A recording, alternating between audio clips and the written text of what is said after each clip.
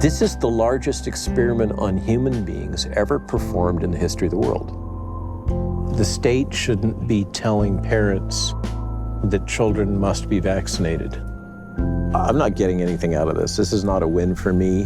The preservation of our freedom is everyone's concern. In Headwind, journalists Jacobine Hausman and Alain Groutars interview people who found themselves in the eye of the storm.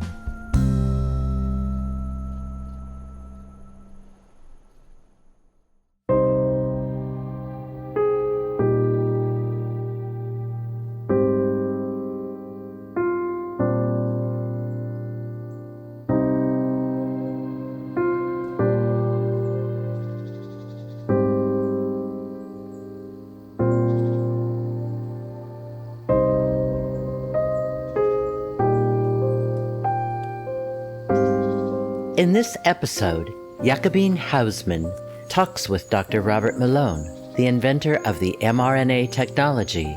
Welcome to Andalusia, and welcome to my humble farm. Thank you very much for having us. I say humble farm because I read somewhere that you have a farm.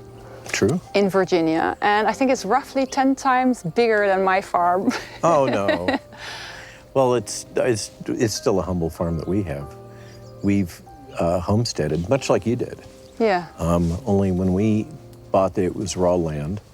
The structures were overgrown, the ones that were there. We had no power, no fences, no water, no sewer. Not even water. You had to drill a borehole. Yeah, drill the well.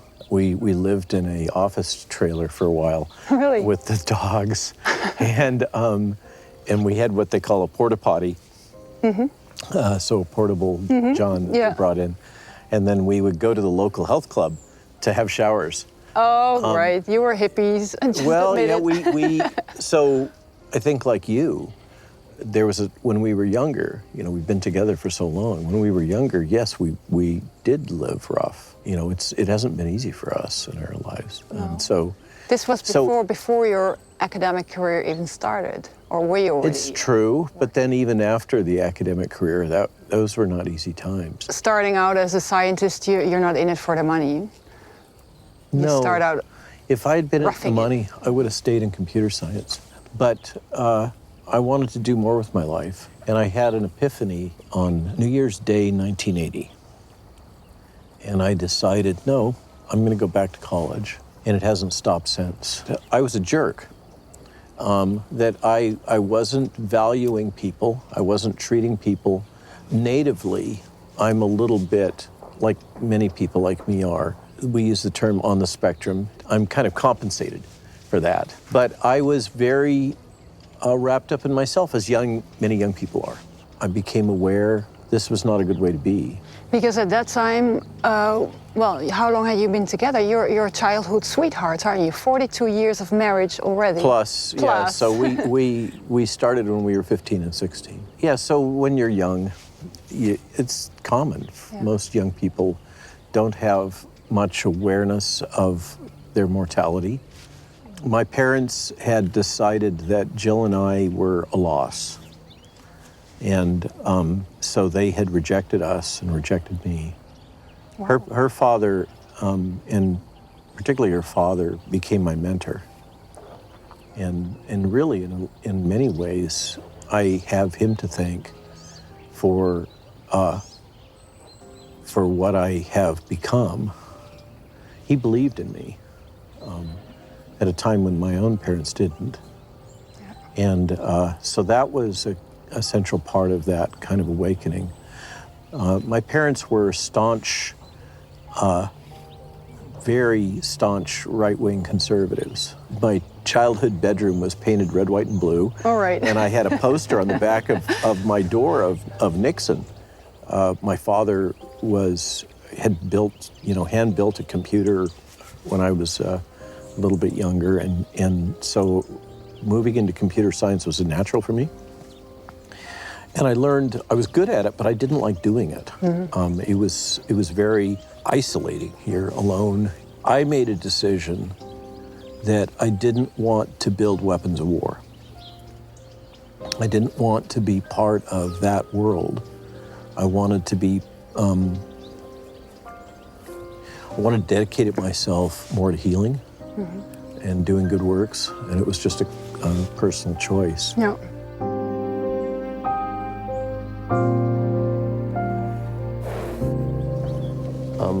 Oh, we got a burro here. Well, and a bit about horses. Can I see your hands if you have farmer hands? I have, so the last 2 years have been a little rough. Yeah. In the sense that I've just got no time. I used to spend a lot more time with the horses. Otherwise, if it weren't for this cause, you would have been on your farm, tending your horses. And consulting just, for biotech and sitting in a rocking chair on the front porch and just enjoying your days there, right? And you know, being with Jill and having a happy life. Yeah. Now This is a big boy. Look at his manes. He's been rolling in He's the mud. been rolling in the mud. Yeah. Hello there. Yeah. No, I don't have any. I'm sorry, Mooch. If you like, later on, I can take you for a ride if you want that. That'd be lovely. You still have the neck of that? You still, yeah? Or the only problem is got lost over the years. So I still manage to ride from time to time, but the problem is I was riding up to 4 a day. Yeah. For a period of time, and as you know, if you get out of it, then you can ride for a few hours on day 1, but day 2... You're gonna walk like John Wayne. Yeah, exactly. Yeah. I know. Shall we go for a cup of coffee? Yeah. Yeah? Cool. Let's go.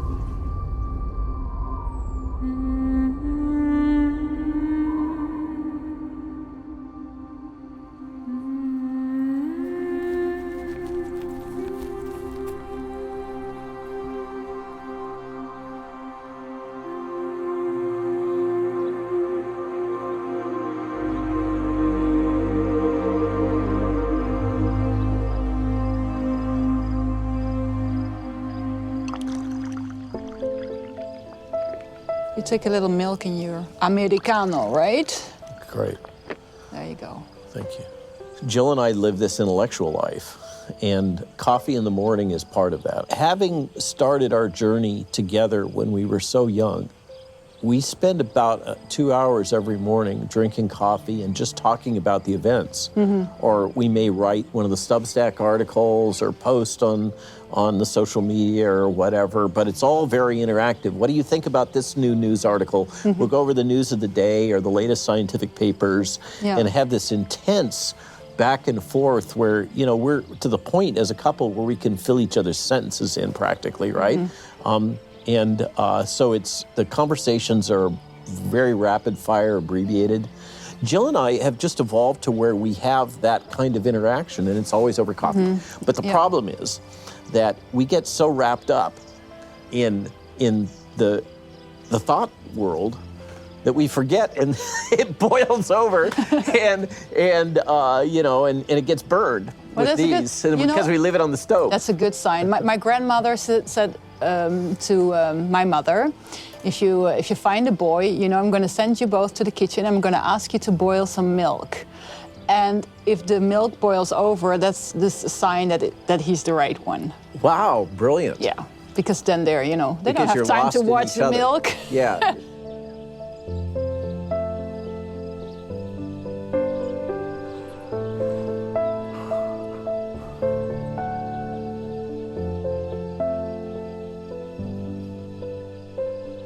Why am I taking this position and feeling comfortable speaking out when others are so afraid?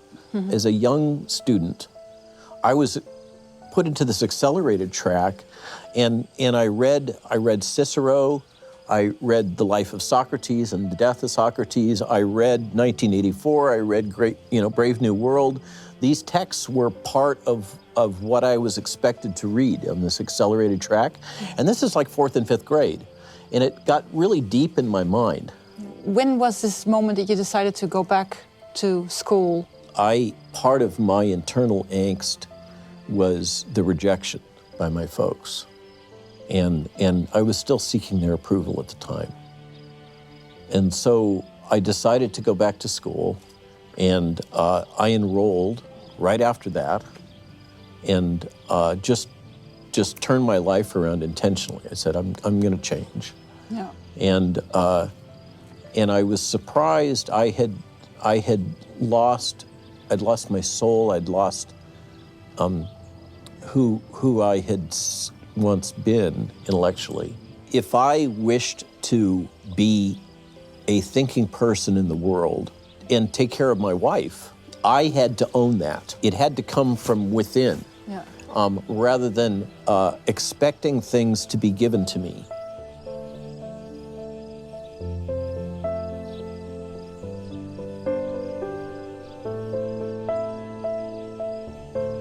And you're 62 now. It's almost retirement age. I don't know if I'm ever going to retire. No, but I think you probably expected now to lead a little bit more of a quiet life. Little did you know, you're probably working harder than ever now, right? It's been we often crazy. get up, the dogs wake us up about 5, and the day starts.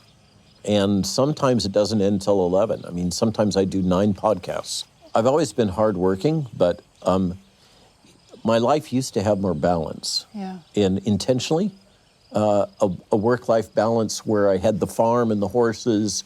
Because I have these carpentry skills and have continued with them, you know, I was actively involved in rebuilding the buildings on the farm. And I have these days I can kind of do everything. I do masonry and... But you don't have time. It's all, yeah. You're being lived by. It's this one thing, but it's not because of obsession. It's more a sense of obligation. Yeah, we're going to talk about that, the sense of obligation and sense of ethics. I want to take you to the source before we're going to get into that. Okay. Let's go.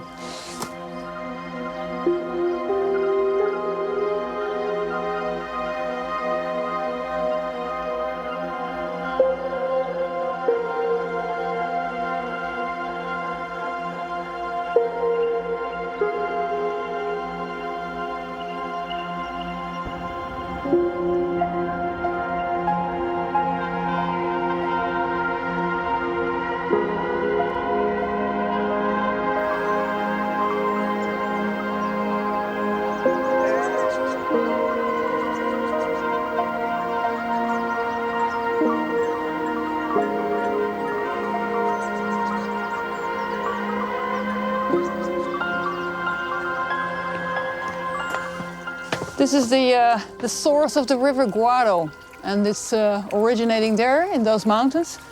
There's always fresh water flowing into the valley, and I like to take this water here. If you like, you can fill up a bottle to drink, because I don't like the city water. Do you know how the people are so worried about the virus here, right? Right. They call the virus here El Bicho, which means the little beast or the bug. For somebody who has no idea, how would you explain a virus? That's an important question. This particle is really self-replicating genes that aren't really alive. They exist as a parasite, and in a way they become alive when they get into our cells. They need a host in order to... It is a parasitic relationship.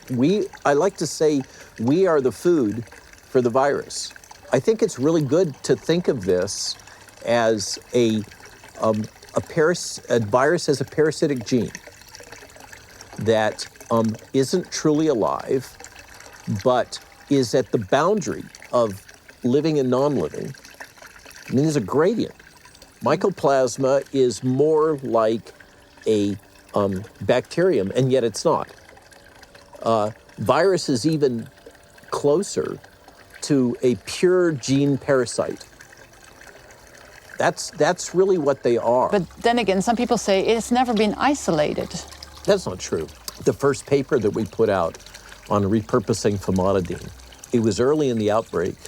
We had discovered this activity, and my team and I were working frantically to try to understand why this stomach acid drug had activity. And I reached out to a friend of mine at Tulane University who works in non-human primates, and we were fortunate in being able to bring in multiple members of the National Academy of Sciences from top universities all across the U.S., UCSF, etc., and got them to test these various drug agents against the virus in cell culture. And then my friend Chad Roy and his colleagues at Tulane, who were working on the non-human primate monkey models, were working directly with the isolated virus, reproducing it, culturing it, isolating it, and actually was under incredible pressure from the White House to get this done quickly, and use this whole system with this virus that had been isolated, cultured, characterized, and then used to test the activity of these various preparations of antibodies, and has continued to do so, has had some very interesting insight.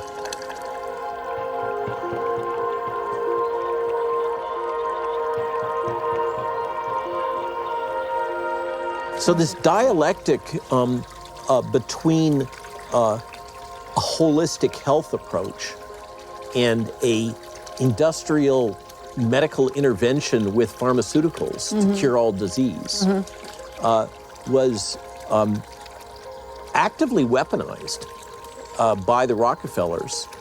To push their agenda.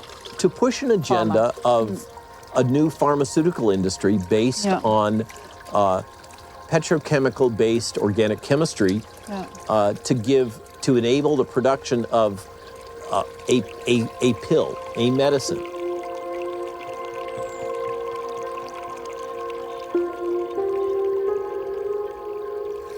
What I object to is the exploitation of fear around this threat object, irrational exploitation of fear in order to manipulate public behavior, even if it's for a noble cause, even if it's for the, let's assume that there was a true belief that these are perfect vaccines and that this is truly a significant threat and that the vaccines are fully effective and without risk. All of that is not true.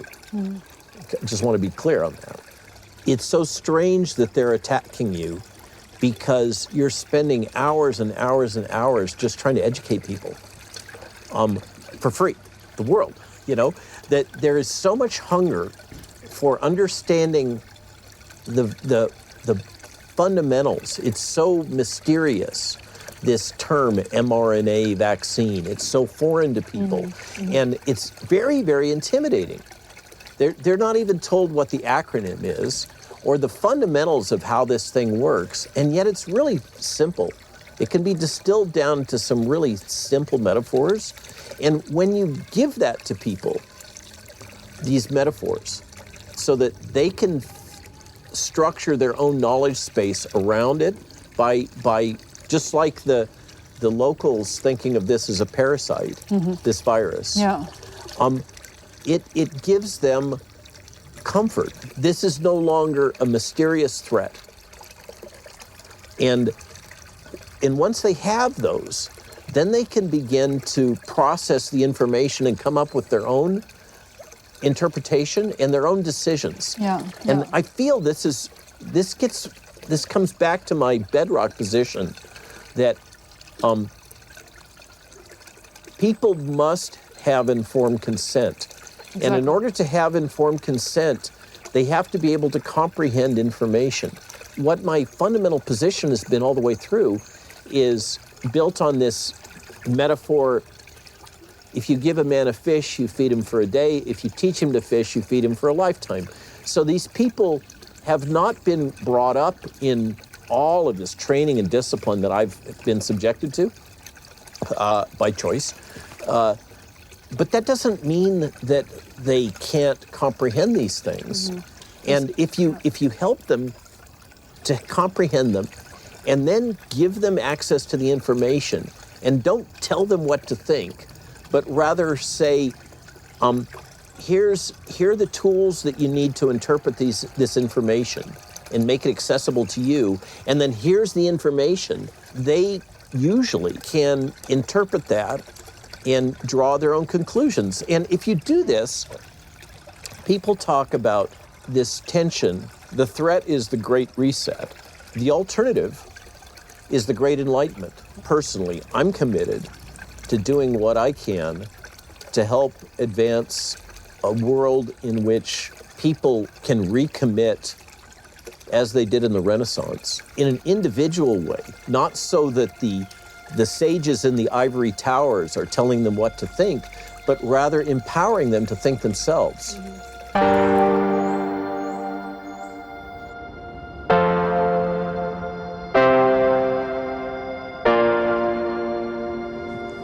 So, Robert, some people think it's a bit paradoxical that you claim to be the inventor of the mRNA platform that the new vaccines are based on. Still, you have your doubts about these vaccines. Oh, more than my doubts. Yeah. So I'm a professional, and I've invented many things. This is not the only technology that came out of my lab time. And I'm very aware of the strengths and weaknesses of all these technologies. As a consultant, I'm hired, I have been sought, it's been part of my brand, that I speak truthfully and plainly. What's your problem with the way your technology is being used for these new new generation of vaccines? Yeah, what's the problem in your So the way you're opinion? phrasing that, I don't personally have a sense of ownership. No. I'm not invested in this versus the electroporative delivery versus In fact, you're the only one who drug doesn't have repurposing. financial interest in this. You're saying so. This is So I think a case can be made of the people that are allowed to speak, and of course I'm no longer allowed to speak in most ways since I've been deplatformed. But most of the scientists in this area that are being interviewed or active in the public sphere have financial interests. They work for, in the case of Katie Carrico, she's a vice president at BioNTech. We hear a lot from the pharmaceutical industry and their scientists. We hear from government scientists. What I've seen is a series of actions that are really antithetical to the principles that I've been trained in. Beginning with the ethics, but beyond that is there aren't many that understand the nuances of regulatory science and clinical development and the technology. That's just a really small subset. Which is exactly your field. Yeah, and so I'm in this position of having fairly deep insight into the way things are supposed to be done. Yeah. I've been involved in hundreds of clinical trials. I've worked for multiple clinical contract research organizations that are specialists in vaccines. Often they became specialist companies because I was working with them. That was my job, was to bring them into that space. And so I have a deep awareness of the way things are supposed to be done. Wir sind unabhängig, weil Sie uns unterstützen. Auf 1 ist zu 100% von seinen Sehern finanziert. Bitte unterstützen Sie uns, damit wir weitermachen können.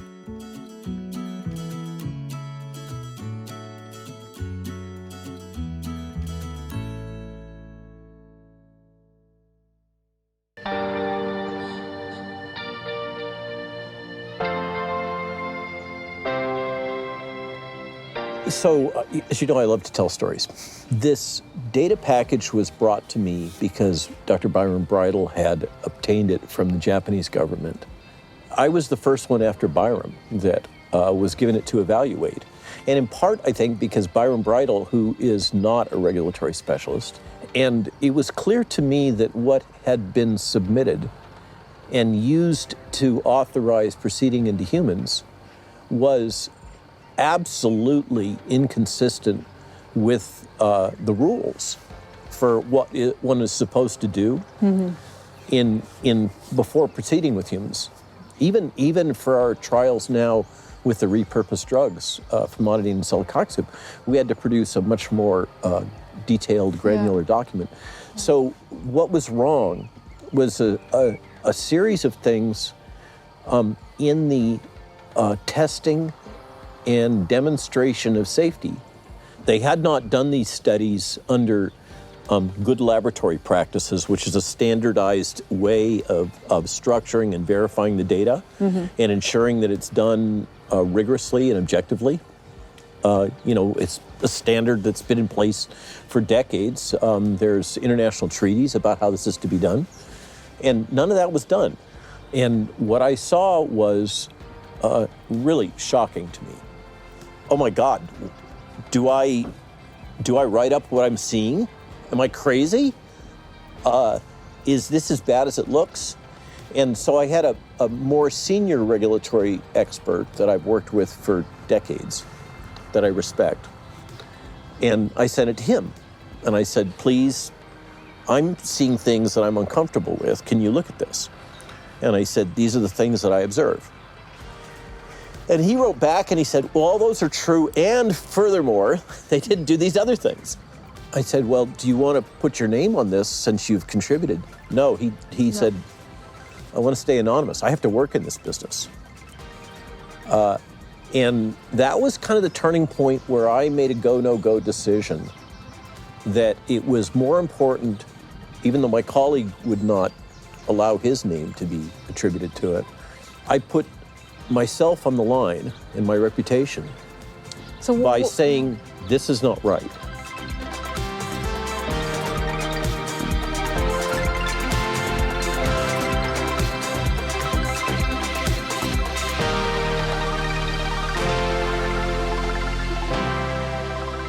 And I knew from looking at the package, the data, that this was false.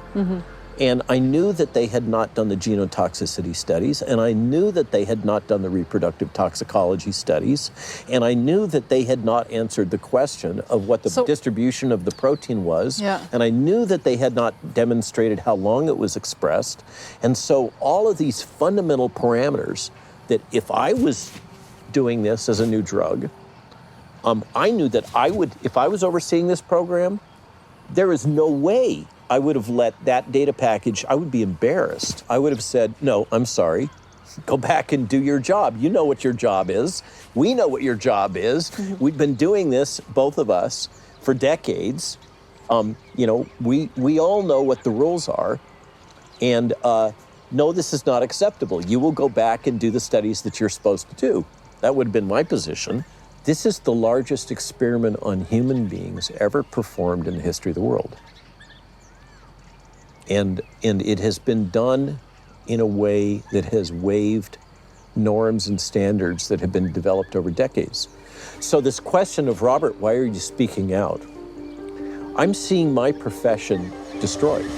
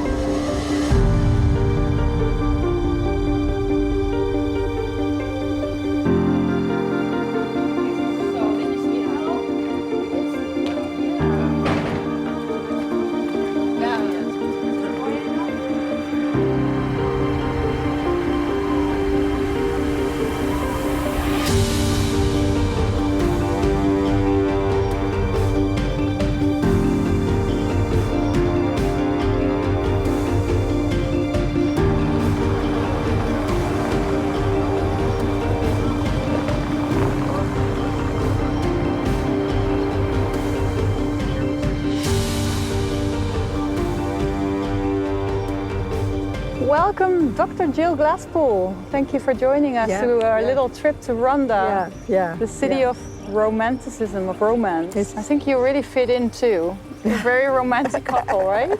Marriage. We've actually been together 45 or 46 years. You're also one of the biggest advocates of your husband, right? Yes, I am. In fact, I heard that you do a lot of writing for the blog. I do a lot of writing. I do, and I've always been on not all your papers, but most of them. Yeah. As writer, editor, and when we actually did lab work, I did a lot of the lab work. Also, yeah. I managed the lab. Say, with regard to the writing, I mean, with the speed of light that you're publishing, it couldn't possibly be Robert alone. That is correct. That is correct. That is correct. Although he always gets final say. It is his blog, and he always puts his own touch on everything. Okay. Yeah. But Rhonda also has a dark side. So we're here in the backdrop. You see the bridge Puente Nuevo. During the Civil War, the Republicans threw off their opponents. They didn't have Twitter to throw them off.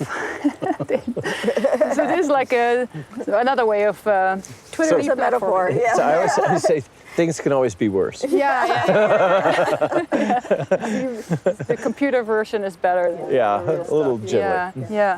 And there's another metaphor you used just when we were walking up: defenestration, being thrown out of the window, which is what's happening to a lot of people who are speaking out. And on the medical side, physicians are losing their license and they're being hunted, and they're having hospitalists complain about them, not patients, but the hospitals and insurance companies to try and get their licenses removed, those who speak out and also who prescribe, life-saving treatments earlier in the disease process.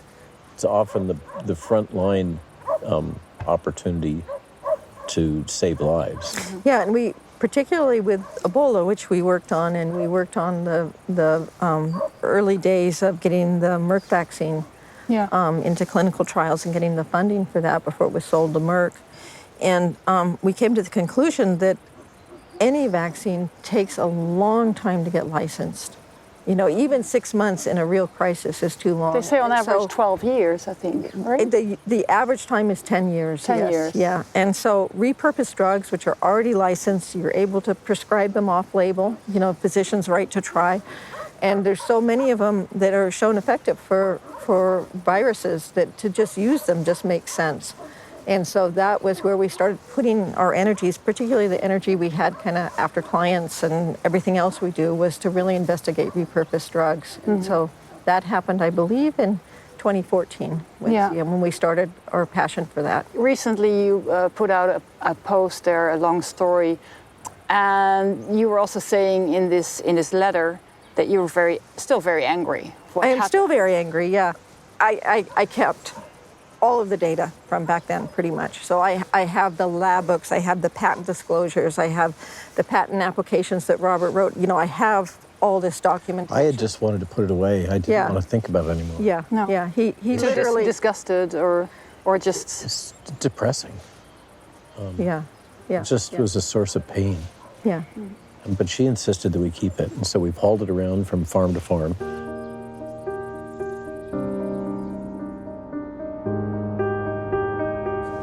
So at Northwestern, the person he had really wanted to work with on retroviruses had left, and so he decided to go to a different university to do his PhD. And he chose UC San Diego at the Salk Institute, and he began in gene therapy. And a long story short, somebody in the lab was having difficulties because they had a gene therapy technique and it would work, and then at about 3 weeks, it would stop working. And he couldn't figure it out, and he, all sorts of hypotheses. And Robert had very strong background in immunology at that point, and he started poring over the data and looking in medical books and realized that it was because there was an immunologic response that was shutting down the protein. When he realized that, it was a short leap, and this was when he was at the Salk, to realize that this technology wasn't going to work as a gene therapy application, but it would for a vaccine. And it was a gene therapy. It was a retroviral vector technology. Right. But that was true for any gene therapy tech, because it could be used for vaccines. So along with that, with his own research, for different reasons, he'd been trying to develop methods, really starting at Davis in like '85, to create bulk production for RNA, which at the time was very difficult to make. So he'd been working on that in collaboration with a lot of people outside labs. And so when he moved to the Salk, he was already in the process of making RNA. And then he had heard about these cation liposomes and the idea of transfecting DNA. And he thought, well, could this work for RNA? Nobody had done this. Nobody had able to do RNA transfection before, so he started playing around. At that moment, there was nobody else. Nobody else. Or even asking these questions. Not really, no, and particularly not for vaccines, but even for gene therapy. So, so he started. It was crazy talk for gene therapy. It was crazy talk for gene therapy, No way. and he was doing it solo. I mean, at this point, he was still working on a gene therapy project for his principal investigator. So all this stuff was being done just him, and he was. Is that a normal thing that you would be working on something solo? No, it's actually not normal. Robert at that time was driven. He was working 18 hours a day. I mean, he worked himself to death for about a decade doing this. He was passionate about it. Then after that, everything went horribly sideways. Yeah. Before you go to that Yeah. part, was this all documented? Everything Absolutely. Everything was documented. And some of it didn't get published, some of it did. Ender ended up keeping my lab books. Yeah. You're But I talking had- about your mentor? Yeah. Yeah, and so we don't actually we have some of those pages, but we have all his drafts of the papers that he wrote and everything from that period, which came out in a PNAS paper on RNA transfection. And the in vivo work is mentioned, but he buried the lead. And so people didn't actually pick up that he was getting in vivo transfection at that point. I'd actually, presented it at Cold Spring Harbor. And that was At a kind big of a conference, big deal. yeah. And the embryologist, Christine Holt, that was the professor of the embryology course, didn't want me to make it public because she wanted to, in what transpires over time is we learned that she really wanted to take credit for it.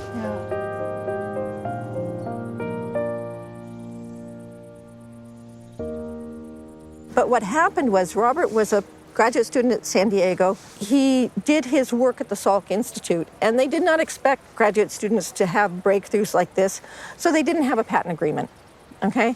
And then so he wrote the patents with the Salk, but then the embryology professor wanted to be involved. The lawyers were fighting about who was going to take ownership, and he was being told by lawyers on both sides that he couldn't talk to his mentors, he couldn't talk to the other lawyers, that he could be sued if he talked, to where he was getting his graduate degree. The Salk lawyers were telling him one thing that You were actually threatened. he was threatened, and in the end, Robert decided, I'm going to get my medical degree. He was so upset, he went to the school psychiatrist who diagnosed him with severe PTSD, and he decided for his own mental health to just go get his medical degree and take a master's. He wanted to wrap up this research. He really wanted to take what he'd done, which he hadn't done any of the vaccine experiments yet. They were all in his head, and he really wanted to get those done before he started medical school. So one of his collaborators had been from another company that had joined this little tiny startup that had, I think Robert was employee number 10. They did not have any molecular biology, any immunology. So Robert was like the person, and he just ported his reagents, his constructs, his RNA, DNA, everything. It was like half a mile away. He just packed it in boxes and took his master's and went over there, and then sat down and started writing patent disclosures and finishing up those experiments, and then Bought a centrifuge, set up a molecular biology bench. Yeah, and he got went all to garage the, science. They didn't have any It animals. was kind of, it was a skunk works. But they didn't have any skunk animals. works. Breaking Bad. They didn't have a vivarium, the place where you keep mice and stuff. So they took all the samples and they shipped them to the University of Wisconsin, where a research scientist there did the injections, and who was also interested in this field. In mice, it worked. Yeah. And so then the science paper came out. How many patents do you have on your name? 15?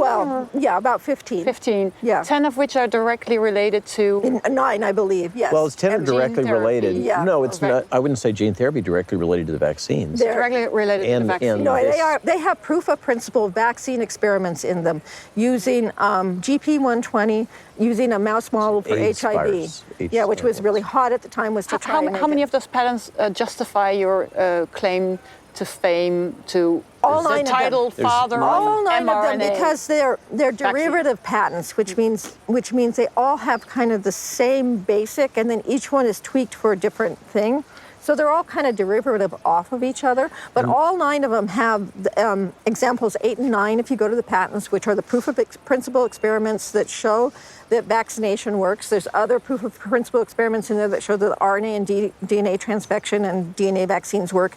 And then it's written up into the description of the patent about the vaccine. So it is very clear cut. Well, and then there's the 10th one, just to say. Right. Oh, so the 10th one. The 10th one is for mucosal polynucleotide vaccine. So this is any viral vector, RNA or DNA administered to a mucosal surface like your nose. Which is now, of course, what everybody's talking about is like the big breakthrough. Robert and I wrote that patent. That has 2 inventors. Robert and I, and that was 1996. That were 1990. Yeah, and that's expired also. But yeah, so there were actually 10. You're correct. You were saying there were 6 Nobel laureates around there. The possibility is there that somebody will get the Nobel Prize for this technology, right? I do believe that some of the fundamental problems that we had with the technology and trying to make it work in the 1990s still exists, and that is a non-durable response. We were getting better and better gene expression and less toxicity, but we could not get it funded, period. We have never been able to get a single grant from NIH, even when it was hot for DNA vaccines and DNA, never. Because you were blacklisted? We were told, when Robert was told, I should say, and I wrote it even down in a journal that I have, that his thesis advisor said, if you leave the lab, you will never get a grant. And that was the case? And that was the case. But in the end, we decided that in some ways the technology is still too early, okay, for a Nobel Prize. That there's still too many problems with it, and that if we do our job right and make the public health and scientific community realize that we don't know the long-term side effects, that we haven't evaluated the adverse events, and until these issues are decided upon, the Nobel Prize is given for technology that it's transformational. But also fundamental discovery. Also successful. Yeah, fundamental discovery. And so it's almost too early. There are issues right now in vaccinating children. Yeah. And there are adverse events, and there is the myocarditis, and this needs to be taken care of. We're going to talk about that. And so if we do our job right, Robert will not get the Nobel Prize, certainly next year or the year after. He might play a much more important role. Let's go hit the town, Rhonda, okay? Okay, cool. Okay.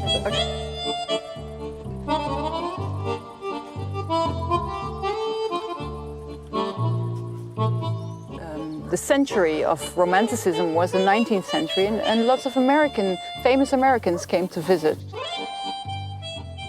Writers mainly. Hemingway spent a few months here. Also Orson Welles, but he wanted to be buried here, so his ashes are buried here in Rhonda.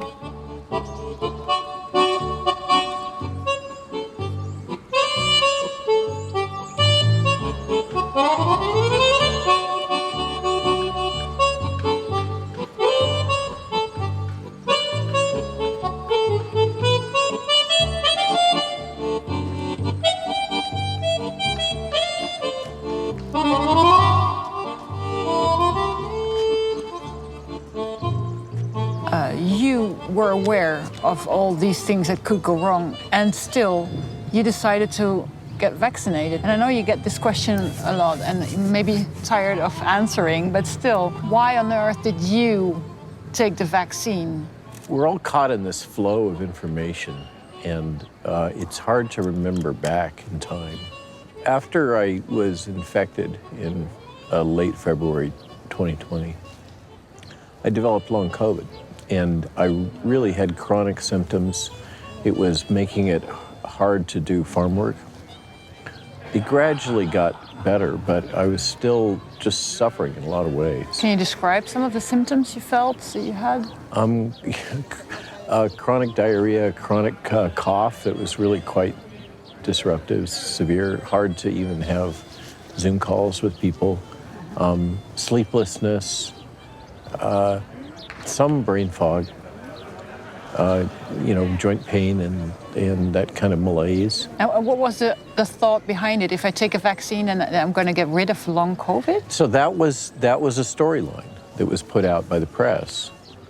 And there wasn't any data behind it, but the speculation was that if you would only take the vaccine, then your long COVID symptoms would go away because you would have this new immunologic boost. We didn't know what we know now about the adverse events. That was all hidden.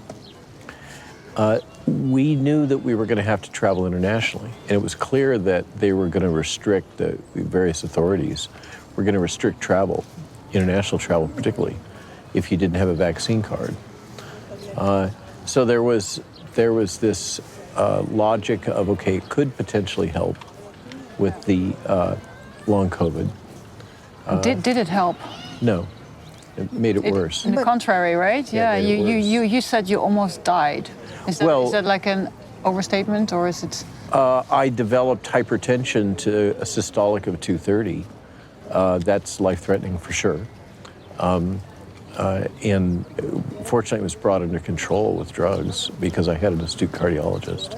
And we knew who was doing the development of the cationic liposomes, and we believed that they had overcome a lot of the issues with the inflammation. So we basically trusted that the scientists had done their job. And since we couldn't see that data, it's not published anywhere, we had to trust. And we knew the team in Canada that did the cationic liposome research, and we trusted that preclinical package was done right. You took the vaccine at the same time? At the same time, yeah. What was your reaction? Very little reaction.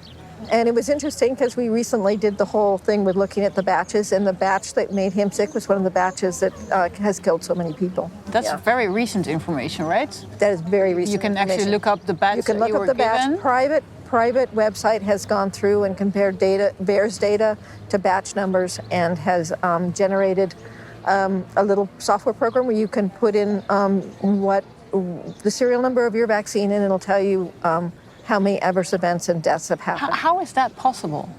I thought the vaccines would all, there's a quality control, right? Oh, that's been one of the big problems. Yeah. Which, of course, nobody knew about, was that there's been poor quality So control. that gets back to my point that we all make assumptions. I've made assumptions that this was being done in accordance with the accepted practices that I've been trained in.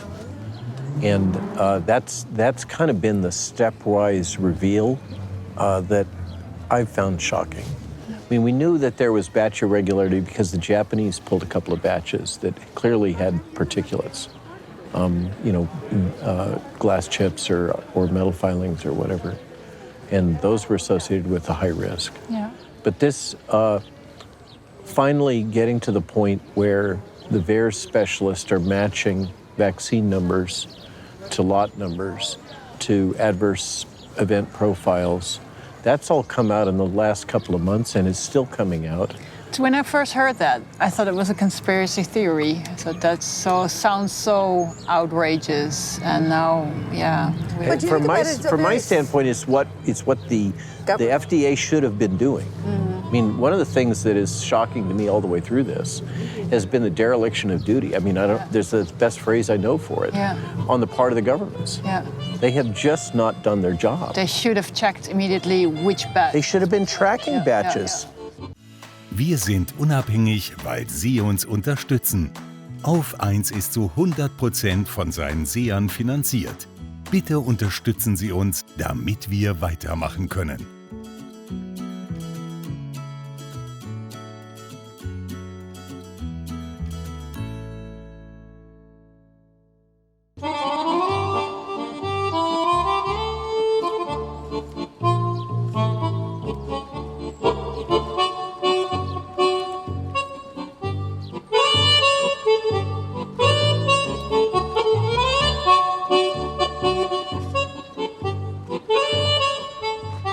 There's now multiple papers coming out in public health statements that you can't continue to vaccinate like this because you're going to damage people's immune systems, which is what I've been saying. It's another one of the heretical positions that I've been taking. But that's a viewpoint that's debated, right?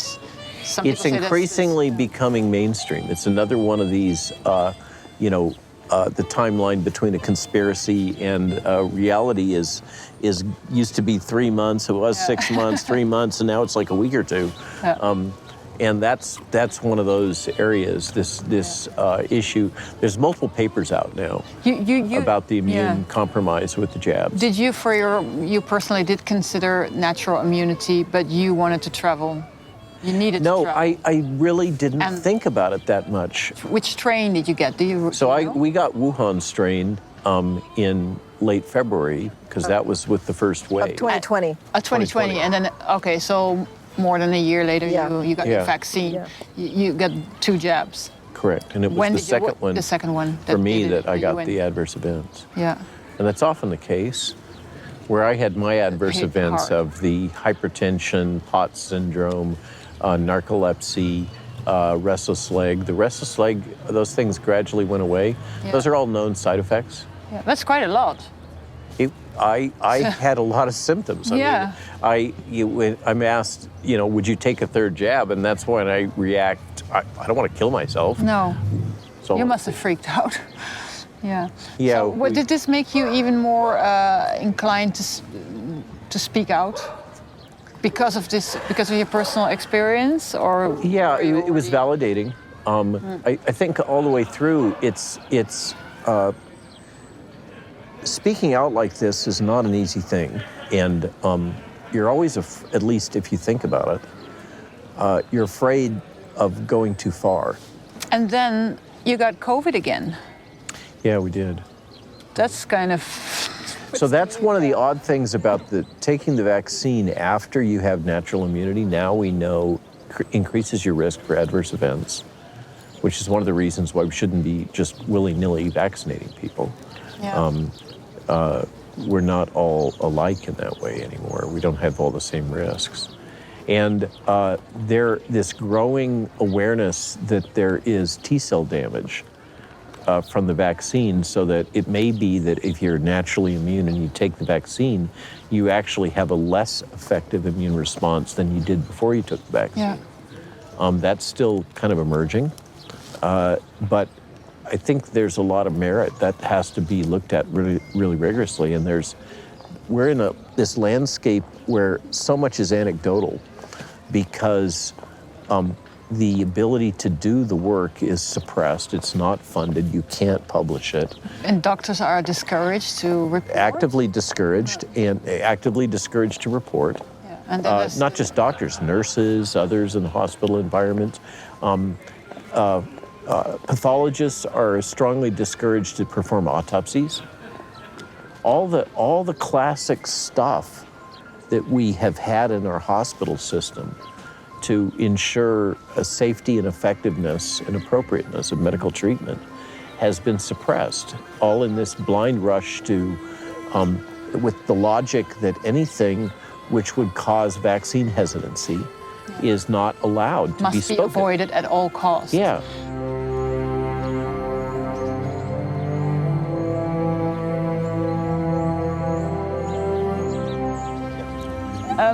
But coming back to you now, how do you feel? Because you've survived COVID twice, you've survived the jabs. Are you the same physically as you were before, or? So it was actually, we mentioned Meryl Nass twice now, this physician that has lost her license and is being forced to take a psychiatric exam. She prescribed ivermectin, and it really helped with my physical stamina. And I'm not back to where I was. I've been sedentary. I've been sitting around writing things and talking to people all the time. Yeah. But I have a lot more stamina now. I can work on the farm. I'm not coughing all the time. That's a real plus. The second infection I handled really well. It was only like 3 days, and I got a prescription for ivermectin and for hydroxychloroquine. And the local pharmacies wouldn't fill it. Yeah. And so I resorted to just treating myself with the high-dose famotidine and aspirin. Yeah. One of the major complications, even in the outpatient, is these blood clots. So aspirin can really help with that, and it's been proven. Well, how did you manage to get a prescription for ivermectin and hydroxychloroquine? It's quite difficult. He did not. He was not able to get them. That's what he was saying. So the second time, but during the summer for his long COVID, it was before all the fuss was, and they shut it all down. So at that time, I think it was June or July. I just got it from Walmart. Got it from Walmart. Yeah. Wow. Yeah. And now it's almost impossible. Now it's Same almost here. impossible. Yeah, we went, before we came out here, we were at Walmart just getting routine medicines. And I spoke to the pharmacist and I said, do you carry ivermectin here? And he was rather suspicious. And he said, yes. And I said, well, will you dispense? And he said, well, not for the indication for COVID. For other indications, but incredible. not for COVID. Yeah. Yeah, so that's the policy at this major chain. Yeah, and this guy was worried that you were going to snitch on him for having. No, he was giving you, very open and frank about it. He had no idea who I was. Yeah, I've just come back from India, and there people get it standard. Somebody tests positive, and the whole family gets ivermectin as a prophylactic. Yeah. I think it's like 30% of all countries in the world now dispense it for that purpose. Yeah. But there's this concerted effort led by the FDA, by Merck, to really cast shade on it and to label it as in these various ways, like it's a horse drug, etc. When I give talks, I say, well, there's another drug that's really effective. It's been proven, multiple trials, and it really helps with the blood clots, but it is used in horses, and everybody's on the edge of their seat. And I say, it's called aspirin. Yeah, right. No, it's true. But it's true. Yeah.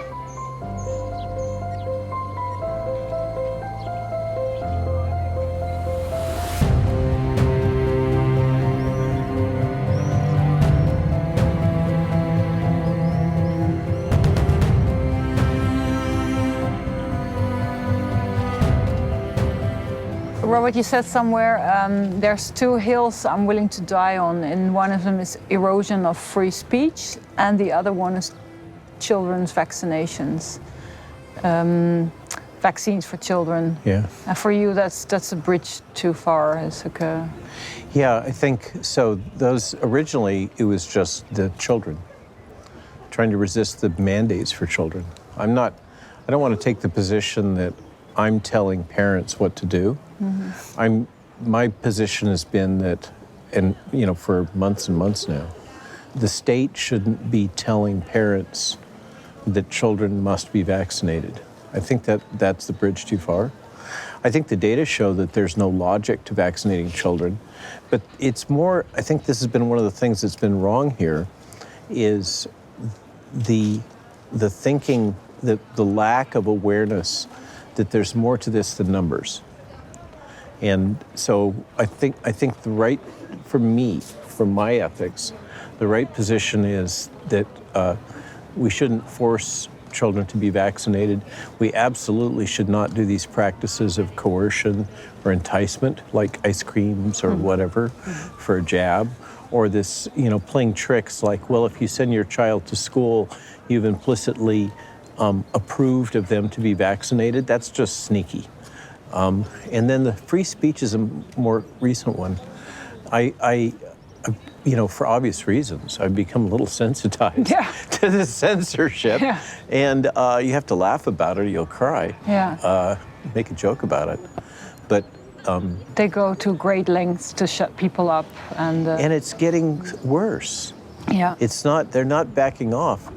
And so there's a bunch of things that I think logically lead people to imagine that there's a deeper conspiracy going on, because it's so hard to explain the behavior, because it's so illogical, without resorting to some other ulterior motive that's not driven by standard public health policy. Yeah. Have you over the course of time, have you gone deeper down the rabbit hole than you would ever thought? Oh, for sure. Yeah. I told the story that one of the first crews that came and filmed on our farm was the leader of that film crew had been to Davos and with Trump. And they came, full on Great Reset, World Economic Forum, Klaus Schwab, all of that thing.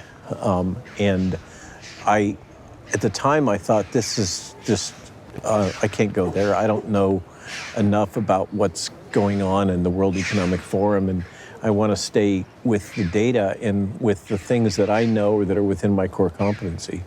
But then as time has gone by, you see all these data points. As somebody with an analytic, critical mind, you see these data points and it's hard to explain them. Yeah. And apparently the pharmaceutical industry was involved in this repurposing effort. That they had been long upset by those that were defined as anti-vaxxers. And so apparently the pharmaceutical industry early on perceived the opportunity to take this structured initiative and repurpose it for the purpose of resisting vaccine deniers or anti-vaxxers, right, is the language that's used, to label anybody who is speaking in ways that are incompatible, essentially, with the interests of the vaccine manufacturers.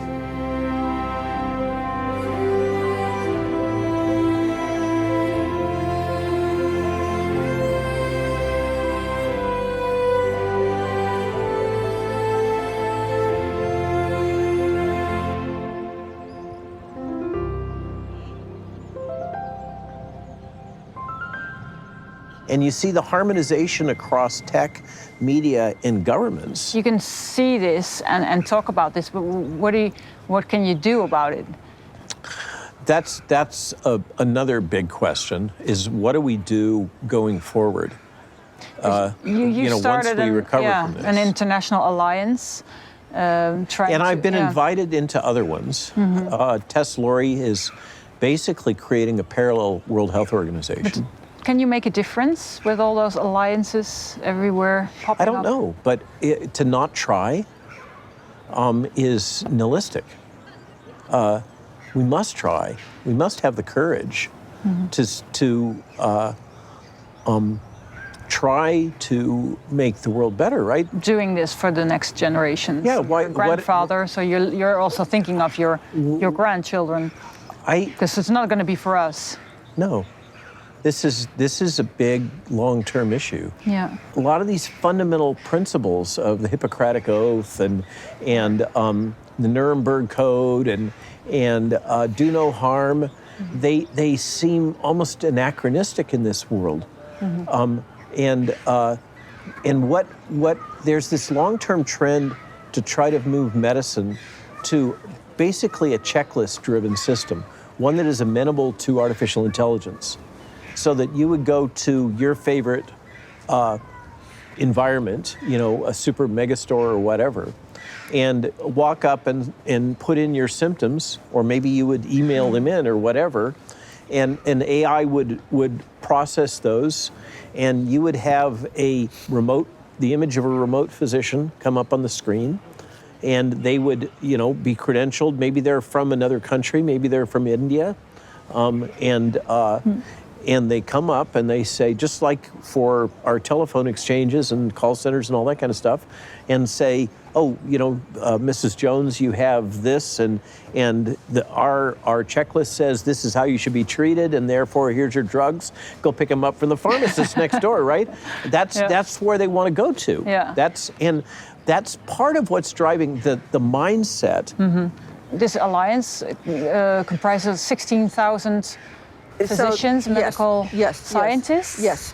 And what are the goals? What are you going to do? So what are the goals? That's a good question. The first thing is to show the world that it wasn't just a few doctors. That was really the intent coming out of the Rome summit, which was about early treatment.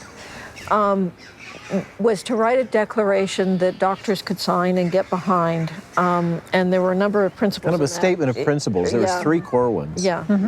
You shouldn't force vaccines on children. That's natural immunity. You should make good. Early treatment available, and there should be no barriers to that. Yeah. And you should stop this practice of hunting physicians. Yeah. And blocking, punishing physicians for providing early treatment. Right. So 3 very simple bullet points. Yeah. Your grandfather, your grandparents, Do you think of your own grandchildren when you are fighting this battle? Is it? Absolutely. We do think of our children, and we think also globally in terms of the world's children. I think it's important that that there's protections from, emergency use authorized drugs and vaccines. And that we think of the long-term consequences before we just deploy a product like that upon the world. Jackie, if I could, we've been through multiple outbreaks. It comes from deep in your soul. It's how is this going to impact on my loved ones? On the circle, on my wife, on our children, on our children's children, on our close relatives. It's just visceral.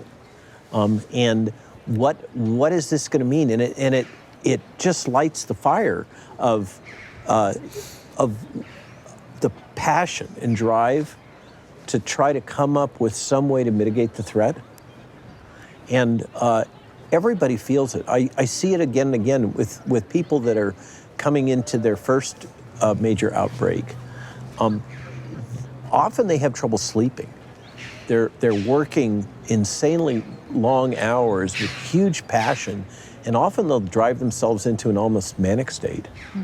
But it's coming from this place of awareness that if I don't do something and this comes to pass, I will regret, I'm speaking of a collective I or we, those that catch this become aware that if it comes to the point where the potential huge tragedy is happening and they didn't make a full effort, then it would be difficult to live with yourself. Yeah. Because if you're not following the data, the tendency is to overreact. And you'll just make things worse. You'll make things worse. And the problem with governments is once they take control, it's hard for them to give it back. And that's the fear in all of this is, with this pandemic, is they've got these new tools, and how are they going to use them on us in the future?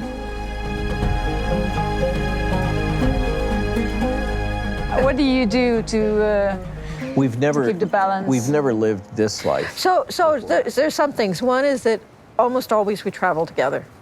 So Robert doesn't go off traveling by himself. We stick together in this, and it makes us stronger. It makes us stronger. It keeps us more grounded and stable. We can kind of be a check on each other. Yeah. So that's a big thing for us, and trying to maintain some routines like coffee in the morning and talking in the morning.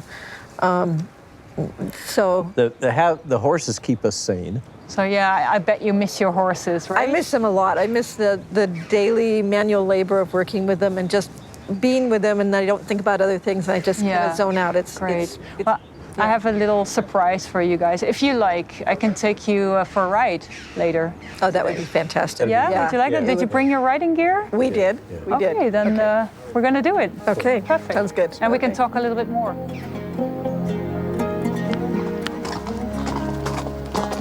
Robert, okay? Totally. This now seems very relaxed. Yeah, this one is pretty chill. There we go.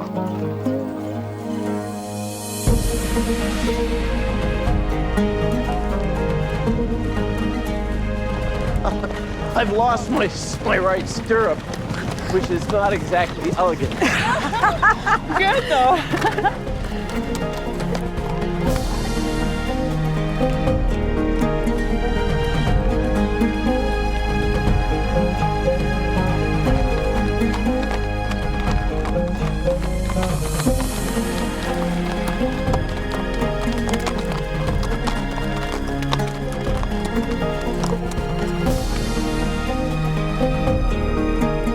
How was that for a riding experience? It was lovely. It's nice to get back on a horse in such a fantastic landscape. I know, yeah. And all horse riding is good. I like a little bit of a challenge when I ride. You're a good rider, I saw that. Well, thank you. Yeah. No, it's nice because you don't have to be worried, somebody falling off their horse, because I know you have a very busy schedule, many rallies and things coming up, so I wouldn't want you to fall off your horse. So I don't have the core strength that I used to have. You really have to ride a lot to be proficient. Yeah. Do you think there's going to be accountability some way? I can't imagine how, being pragmatic, if there was to be accountability, if the United States government and the Wellcome Trust and the Canadian government and perhaps others, as well as the People's Republic of China, even without the PRC, if they were to take ownership of their role in enabling this, the consequences would be enormous. Financial consequences, legal consequences.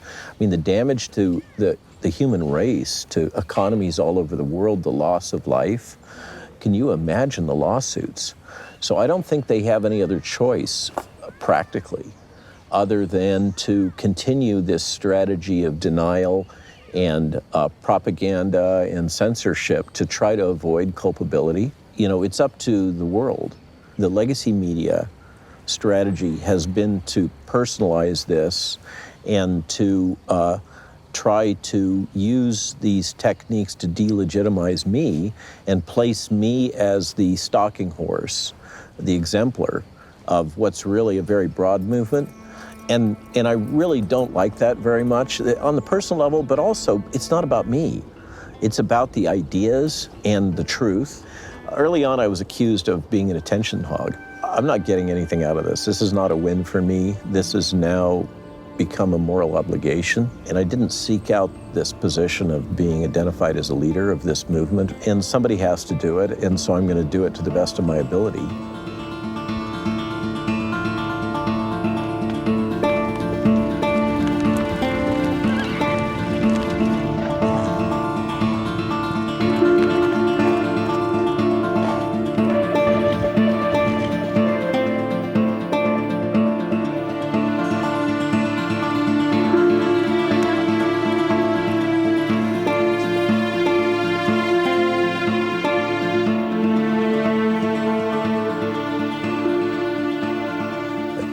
I'm a big fan of the idea that one does a lessons learned at the end of an event.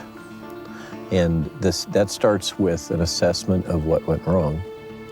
I do think we have to do that. I don't see how we can learn from this.